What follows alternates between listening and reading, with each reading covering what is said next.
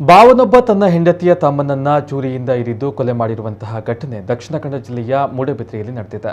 ಇಲ್ಲಿನ ಪುರಸಭೆ ವ್ಯಾಪ್ತಿಯ ಗಂಟಲ್ಕಟ್ಟಿಯಲ್ಲಿ ಈ ಕೃತ್ಯ ನಡೆದಿದೆ. ಚಿಕ್ಕಮಗಳೂರಿನ ನಿವಾಸಿ 43ರ ಹರೆಯದ ಮೊಹಮ್ಮದ್ ಜಮಾಲ್ ಎಂಬಾತನನ್ನ ಮೊಹಮ್ಮದ್ ಶಾಹಿಬ್ ಎಂಬಾತ ಕೊಲೆ ಮಾಡಿರುವುದಾಗಿ ತಿಳಿದು ಬಂದಿದೆ. ಚೂರಿಯಿಂದ ಇರಿದು ಈ ಕೃತ್ಯ ಎಸಗಲಾಗಿದೆ. ಮೂಡಬಿದ್ರೆ ಠಾಣೆಯಲ್ಲಿ ಪ್ರಕರಣ ದಾಖಲಾಗಿದೆ. ಹೆಚ್ಚಿನ ಮಾಹಿತಿಯನ್ನ ಕಲೆ ಹಾಕಲಾಗ್ತಾ ಇದೆ.